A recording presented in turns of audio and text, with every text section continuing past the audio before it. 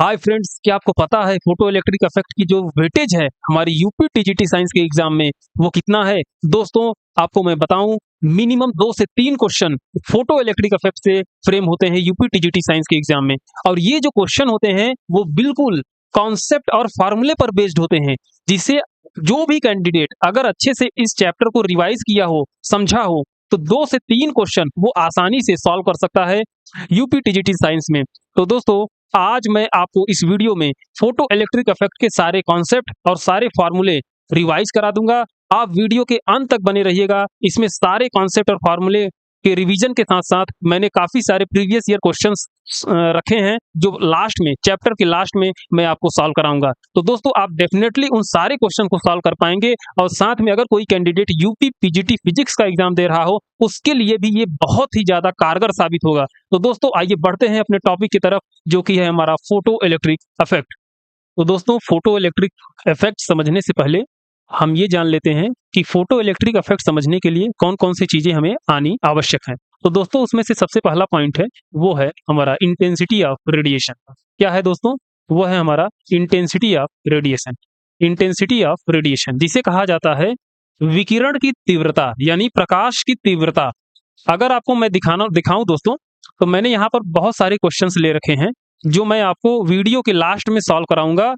और ये मैं दावे के साथ कहता हूं, जो भी कैंडिडेट इस वीडियो लेक्चर को लास्ट तक देख लेता है, तो सारे कॉन्सेप्ट और सारे फार्मूले उसके दिमाग में बैठ जाएंगे और वो इस क्वेश्चंस को बड़े आसानी से सॉल्व कर लेगा। ये सारे क्वेश्चन मैं अपने से फ्रेम नहीं किया हूं, ये सारे क्वेश्चन पिछले वर्षों में पूछे गए हैं यूपी टीजीटी साइंस में। तो दोस्तों, आपको कहीं ज्यादा टेस्ट सीरीज ये सब लगाने की विशेष आवश्यकता नहीं है। अगर आप इन पर पकड़ अपनी मजबूत कर लेते हैं, तो आप डेफिनेटली अपने एग्जाम को फोड़ देंगे। तो दोस्तों, आप यहाँ पर देख पाएंगे कई सारे मैंने क्वेश्चंस ले रखे हैं, जो कि कॉन्सेप्ट और फार्मूला पर आधारित है। तो अपने टॉपिक की तरफ चलते हैं दोस्तों, जो कि है हमारा इंटेंसिटी ऑफ रेडिएशन। क्या है दोस्तों? इंटेंसिटी ऑफ रेडिएशन यानी कि विकिरण की तीव्रता। तीव्रता क्या होती है दोस्तों? Energy falling per unit area, per unit surface area, per unit time क्या कहलाती है? इंटेंसिटी ऑफ रेडिएशन कहलाती है।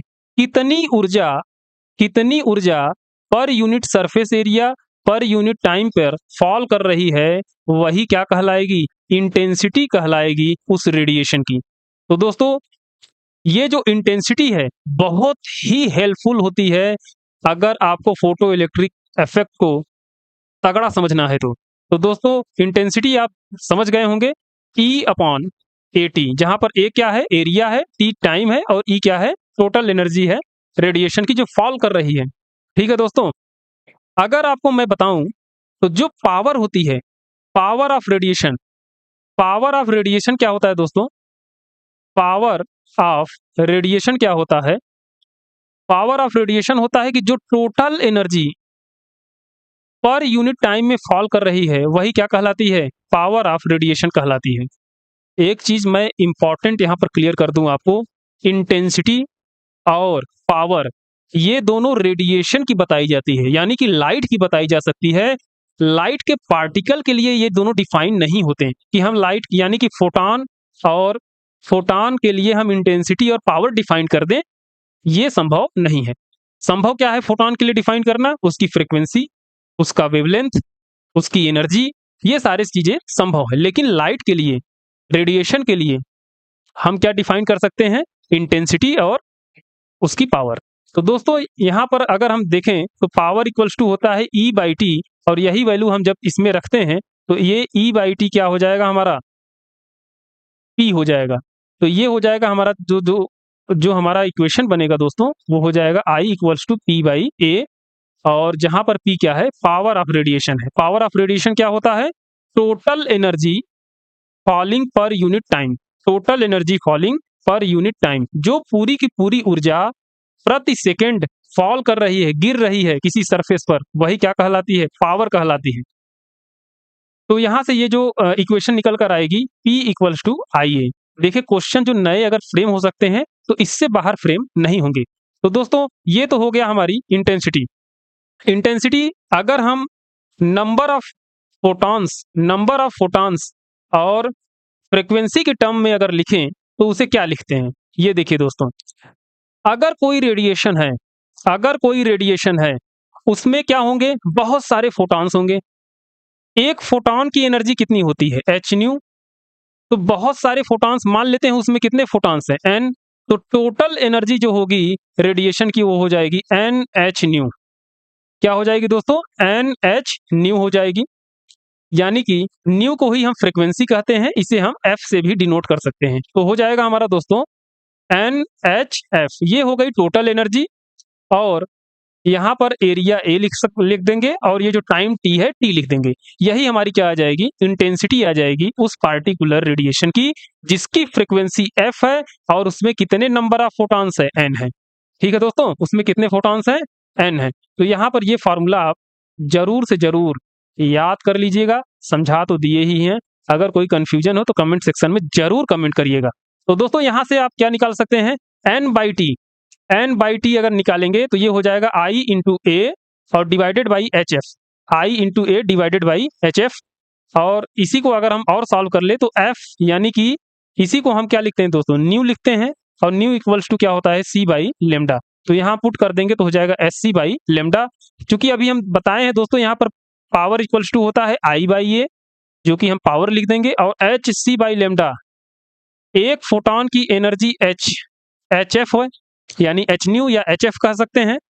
तो एफ इक्वल्स टू होता है एच सी बाई लेमडा। तो एक फोटॉन की एनर्जी कितनी हो गई? H C by lambda. तो वही हम लिख दिए हैं एनर्जी ऑफ वन फोटॉन। ये हमें क्या क्वांटिटी, ये क्वांटिटी क्या बताती है? Number of photons per second. क्या बताती है? Number of photons per second. Questions पूछे जाते हैं, अगर आप नीट या जेई मेंस के जो एग्जाम होते हैं, अगर वहां पर देखें तो इससे भर भर के क्वेश्चन पूछे जाते हैं। बहुत ही इंपॉर्टेंट क्वेश्चन है जो यहाँ से फ्रेम होते हैं।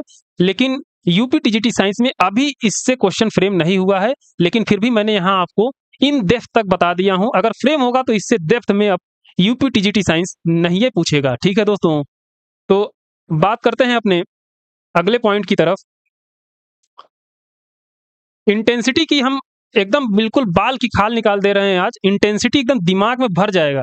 ठीक है दोस्तों, इंटेंसिटी का अभी मैंने थ्योरेटिकली डेफिनेशन बताया, और उसके साथ साथ उसका फार्मूला बताया।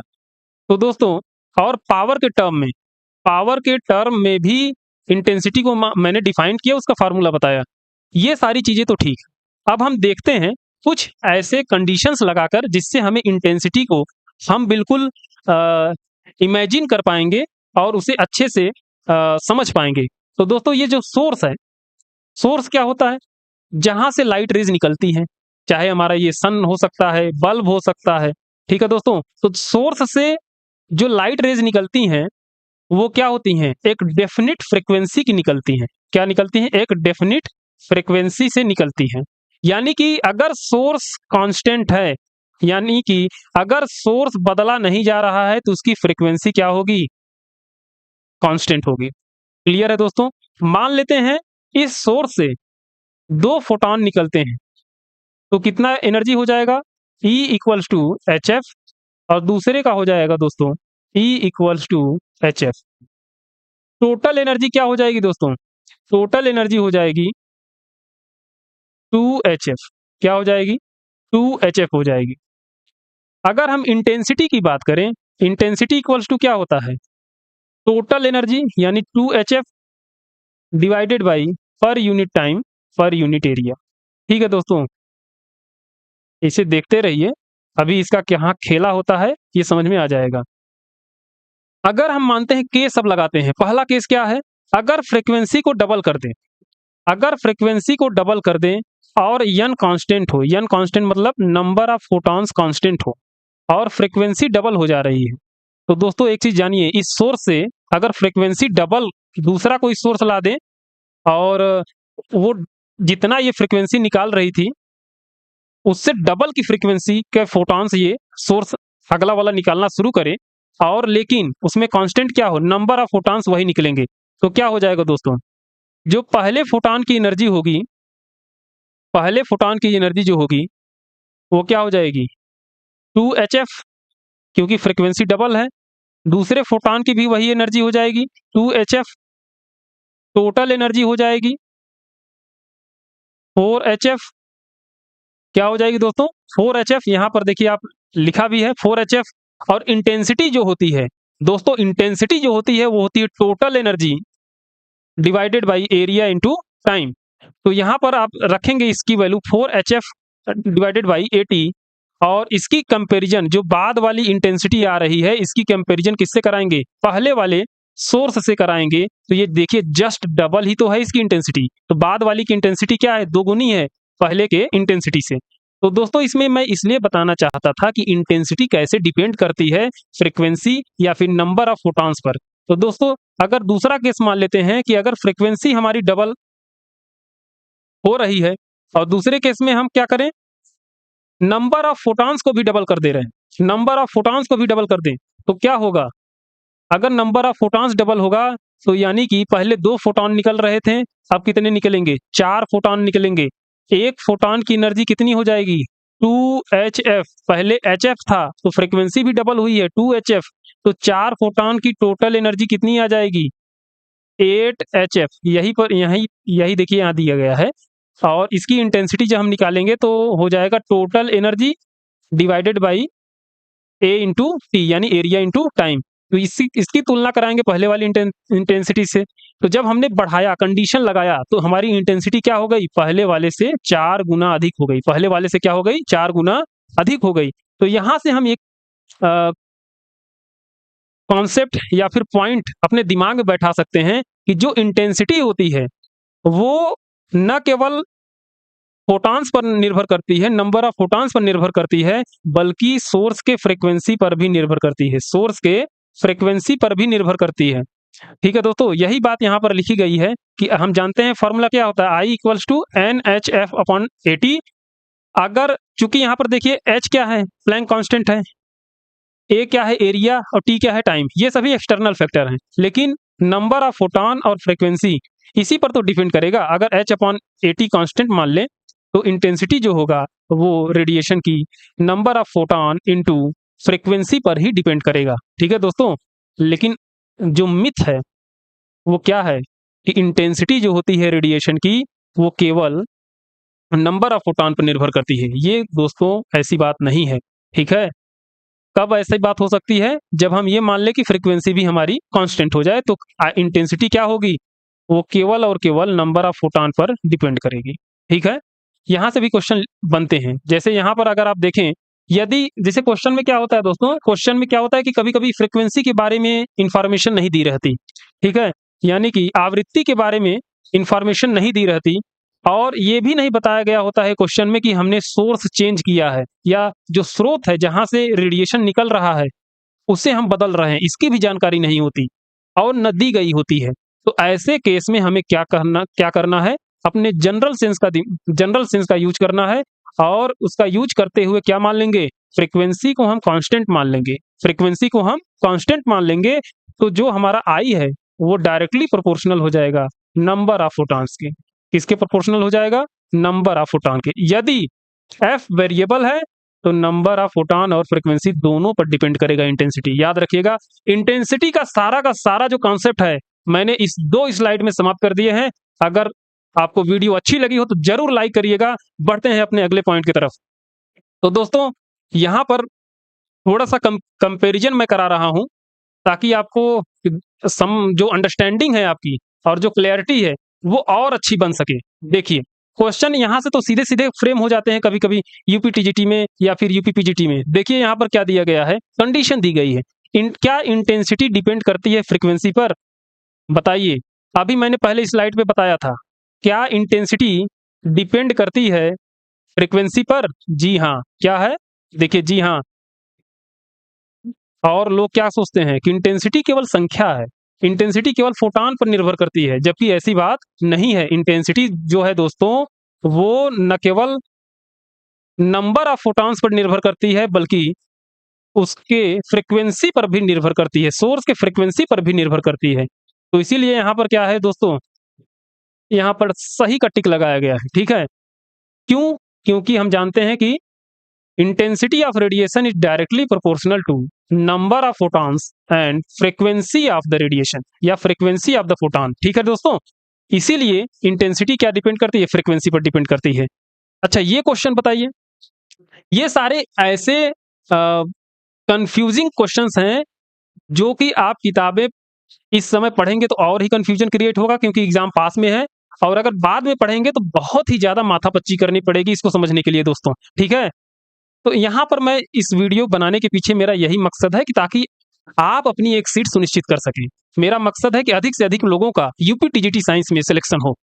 ठीक है दोस्तों, यूपी एलटी ग्रेड साइंस का आपने हाल देखा ही है, कोई कट ऑफ पार नहीं कर पाया है। ठीक है दोस्तों, तो हो सकता है इस बार तो मैं चूक गया था, वीडियो लेक्चर नहीं बना रहा था, लेकिन अब की बार किसी भी कैंडिडेट को कोई ऐसी असुविधा नहीं होगी, खासतौर पे टीजीटी साइंस में या एलटी ग्रेड साइंस में, जिसके वजह से उसका सिलेक्शन रुक जाए।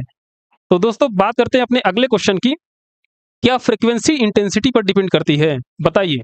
अभी मैंने पूछा कि इंटेंसिटी क्या फ्रीक्वेंसी पर डिपेंड करती है, तो आपने कहा यस सर, फ्रीक्वेंसी पर तो डिपेंड करती है। तो ये बताइए दोस्तों, क्या फ्रीक्वेंसी इंटेंसिटी पर डिपेंड करती है? तो क्या होगा दोस्तों? बिल्कुल बिल्कुल नहीं होगा दोस्तों। क्यों नहीं होगा? क्योंकि जो ये फ्रीक्वेंसी है वो सोर्स की प्रॉपर्टी है। किसकी प्रॉपर्टी है? सोर्स की प्रॉपर्टी है। जब सोर्स चेंज होगा, जैसे मान लेते हैं अगर मैंने एक लाइट बल्ब लिया, येलो लाइट बल्ब लिया, उसकी फ्रीक्वेंसी अलग होगी। रेड लाइट बल्ब लिया, उसकी फ्रीक्वेंसी अलग होगी। तभी फ्रीक्वेंसी चेंज होगी और तभी फ्रीक्वेंसी को हम बदल पाएंगे, अन्यथा फ्रीक्वेंसी को हम बदल नहीं सकते, क्योंकि फ्रीक्वेंसी केवल और केवल सोर्स पर निर्भर करती है, वो किसी अदर पॉइंट पर निर्भर नहीं करती। इंटेंसिटी पे तो बिल्कुल निर्भर नहीं करती। ठीक है दोस्तों, तो तीसरा जो डाउटफुल क्वेश्चन होता है, इफ इंटेंसिटी बिकम्स डबल, आई को डबल कर दिया जा रहा है, आई को दोस्तों डबल कर दिया जा रहा है, तो नंबर ऑफ फोटॉन क्या होगा? नंबर ऑफ फोटॉन क्या होगा बताओ? तो हम जानते हैं दोस्तों, देखिए यहां पर वही जो मैंने पिछले स्लाइड में जो ट्रिक बताया था कि अगर क्वेश्चन में फ्रीक्वेंसी के बारे में जिक्र न किया गया हो और साथ साथ सोर्स के बारे में भी बताया न गया हो, तो हम क्या लेंगे? फ्रीक्वेंसी को कांस्टेंट लेंगे। तो हम जानते हैं दोस्तों, I is directly proportional to N F. तो फ्रीक्वेंसी अगर कांस्टेंट हो जाएगा तो I is directly proportional to N. N क्या है? नंबर ऑफ फोटॉन है। नंबर ऑफ फोटॉन बढ़ेगा या आई अगर हमारा बढ़ेगा तो नंबर ऑफ फोटॉन उसी प्रोपोर्शनल में, अनुपात में बढ़ेगा। अगर इंटेंसिटी डबल हो रहा है तो नंबर ऑफ फोटॉन भी डबल होगा। जो चौथा डाउटफुल क्वेश्चन होता है दोस्तों, स्टूडेंट कैंडिडेट के मन में क्या होता है कि if intensity and frequency both become double, तो बताओ भैया नंबर ऑफ फोटॉन बढ़ेगा, घटेगा, डबल होगा, ट्रिपल होगा, क्या होगा? इंटेंसिटी और फ्रीक्वेंसी दोनों डबल हो जा रहे हैं। तो वही है, कॉन्सेप्ट एक ही है, I directly proportional to N F. यही जो फार्मूला है इसी से आप लगाइएगा। तो अगर इंटेंसिटी डबल हो गया, ये भी फ्रीक्वेंसी भी डबल हो गया, तो ये 2 और 2 कैंसिल हो जाएगा, तो हमारा एन जो होगा, नंबर ऑफ फोटॉन की जो संख्या होगी, फोटॉन की संख्या जो होगी वो रिमेन्स कांस्टेंट होगी, मतलब बिल्कुल स्थिर बनी रहेगी। तो दोस्तों ये फ्रीक्वेंसी और इंटेंसिटी की जबरदस्त मैंने जो कॉन्सेप्ट है मैंने बताए हैं, आप इसको जरूर एक दो बार और देखिएगा वीडियो, अगर समझ में ना आया हो, और अगर फिर भी अगर कोई क्लैरिटी बचती, कोई दिक्कत आपको समझ में आती हो, तो कमेंट सेक्शन में अपने क्वेश्चन को जरूर पूछें, मैं 100% उसका रिप्लाई देने की कोशिश करूंगा।